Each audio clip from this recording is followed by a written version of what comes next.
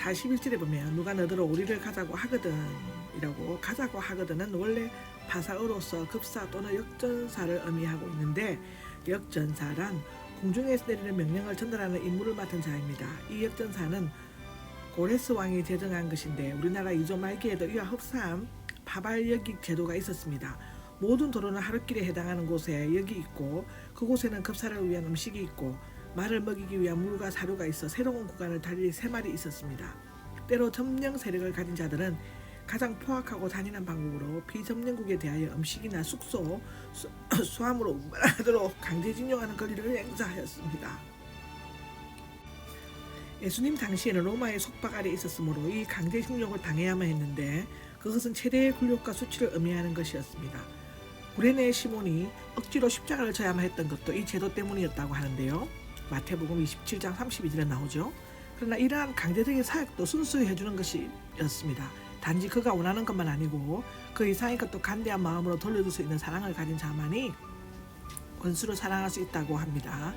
다시 말하면 사랑의 행위는 강제성을 띤 법률상의 의미를 수행하는 데까지 미치는 것이었습니다. 올이 로마 거리 단위이며 보통 성인의 천보 정도의 거리라고 하는데요. 오리를 가자며 하면 심리까지 동행함으로 상대방에게 미안함을 주게 되고 그 사이에 강박한 마음을 설득시켜주는 시간적 여유도 가질 수 있다는 것인데요. 물론 이 말씀대로 문자 그대로 실행하는 것은 쉬운 일이 아닙니다. 그렇다고 도저히 행하지 못할 것으로 포기하거나 멀리해서는 안 된다고 하는데요.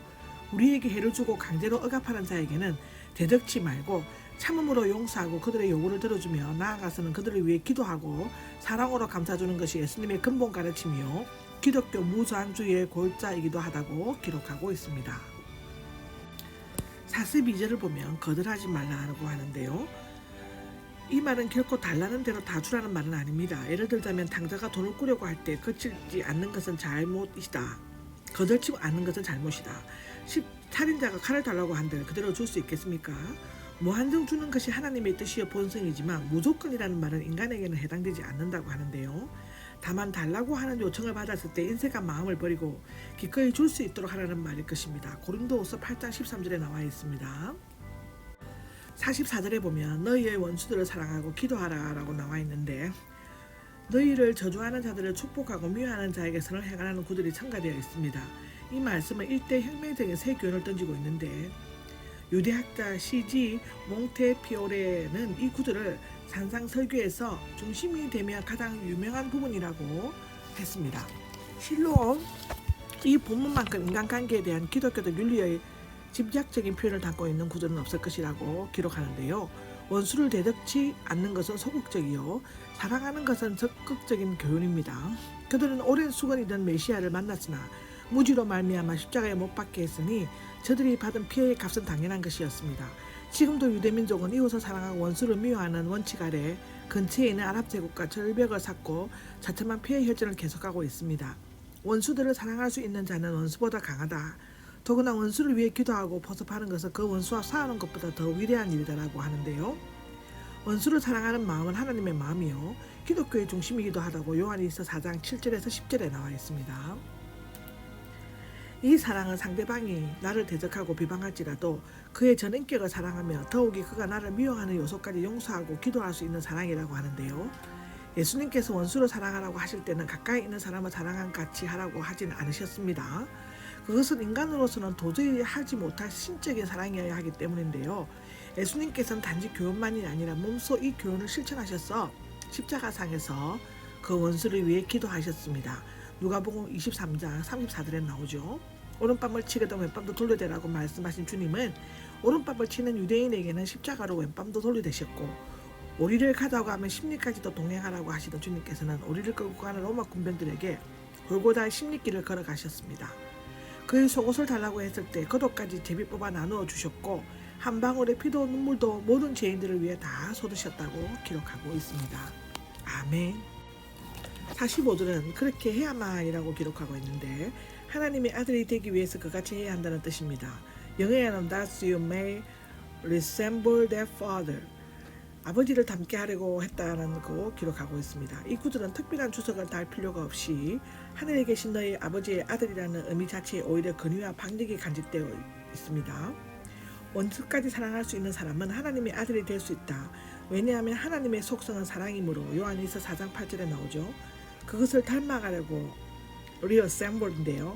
하는 자는 모름지기 그의 아들이 되어 갈 것이기 때문이다 해서 여기에서 아들들이 될 수 있다. To become은 구절에 유의해 둘 필요가 있는데 원의미는 되기 위하여 이므로 아들이 되기 이전에 어떤 행함이 있어야 할 것이요. 행하려면 믿어야 한다. To believe. What to do? You have to believe 입니다. 한편 헬라어로 소유격인 그 속성을 나타내므로 하나님의 아들이란 하나님과 같은 사람, 즉 하나님의 속성인 사랑을 가진 사람이라는 뜻이 될 수 있습니다. 로마서 5장 8절에서 10절을 참조해 주시기 바랍니다. 그러므로 원수를 사랑하는 것은 하나님의 성품을 본받는 것이요 하나님의 자녀가 되는 길이다 라고 기록하고 있습니다. 아멘. 46절입니다. 너희들을 사랑하는 자들만을 사랑해라는 하는 것은 누구나 할 수 있는 일이라고 하는데 단지 이것만으로 자신의 의무나 책임을 다했다고 자의할 수 있지만 이런 일은 가장 악질적인 세리나 하나님의 율법을 모르는 자라 할지라도 얼마든지 능히 해낼 수 있는 보편적인 행동이요 조건적인 사랑이라고 하는데 아가페는 우리가 좋아하고 싶지 않은 자를 사랑하게 되고 우리를 사랑하지 않는 자를 사랑하게 하는 힘이라 하는데요. 우리가 예수 그리스도의 힘에 의해 노와 미움의 자연 감정을 극복하고 모든 사람에게 능가할 수 없는 선의를 베풀 수만 있을 때만 참으로 사랑할 수 있는 것이라고 하는데 무슨 상을 받겠느냐 이 말은 상 받을 어떤 일을 했느냐의 뜻이고 세리는 이스라엘 사람들은 이방인에 대한 정오심과 배타심을 강하나 그들의 제일시하는 점을 약했다고 하는데 이방인 중에는 신앙이 훌륭하고 선행이 착한 사람이 얼마든지 많았습니다. 그러나 세리의 경우는 매우 달랐는데 그 당시 유대 사회에서 세리는 모든 사람들의 정오와 천대의 대상이었다고 합니다. 로마 정부가 각 지방마다 세금을 알차게 입찰케 하였는데 이때 낙찰자는 로마 정부가 부과한 정한 세 이상으로 정하고 하속들로 하여금 강제로 징수케 하는가 하면 불법으로 많은 재산을 약탈하여 사리사욕을 채우는 데 혈안이 되어 있었다고 합니다. 따라서 그들은 일반 백성에게서 뱀과 같은 자요 매국노와 악질이었다고 마가복음 2장 15절에는 기록하고 있습니다. 47절에 보면 이방인들이 나오는데 여호와를 모르는 유대 이외의 모든 민족을 총칭하는 이름으로서 선민의식이 투철한 유대인들은 저들을 구원받을 수 없는 저속한 인간으로 낙인을 찍었습니다. 예수님은 단지 이 유대인의 보통 관념을 여기에 인용하신 것에 불과한데 때로 이방인은 이교도 또는 사교도라고 불렀으며 개나 돼지와 같이 취급당했다고 합니다. 더욱이 그들은 이방인이 로마에서 세금을 바치고 에돔 출신의 헤롯의 지배를 받았으므로 그 분노와 정오는 극에 달했는데 이러한 이방인들도 서로 방문하여 무난하였다. 더 나을 것이 부사적이며 더 낫거나 넘는 것이라고 뜻하고 있다고 합니다. 48절을 보면 그러므로 하늘에 계신 너희 아버지께서 완전하신 것처럼 너희도 완전하라 라고 기록하여 있습니다. 완전하라는 것은 문자적으로 너희를 완전하게 될 것이다. 문맥상으로 볼 때는 실천 불가능한 계명처럼 보이는데 실제로 이 세상에서 완전하게 될 수 있는 사람은 아무도 없기 때문입니다. 원래 완전함은 목표에서 비롯되었으며 장성함, 완성함, 종착역, 목표에 도달함을 의미한다고 히브리어 타임, 흠이 없는 분할되지 않음을 기록하고 있습니다. 완전함은 시각적으로 끝난 것으로 마태복음 24장 6절에는 나오는데 내용적으로는 충만한 것입니다. 고린도전서 14장 20절에 나옵니다. 동장면으로는 완성을 말한다고 하는데요. 이것은 야고보 1장 4절에 기록되어져 있습니다. 이 말은 완성을 나타내는 절대 완전이라기보다는 어떤 목표나 기준에 이르는 것을 의미한다고 하는데 즉 하나님의 이상적인 절대 완전성이 아니라 하나님께서 정하신 인간 기준에서의 완전한 것이라고 기록되어져 있습니다. 네, 이것으로서 5장이 끝이 납니다. 아멘.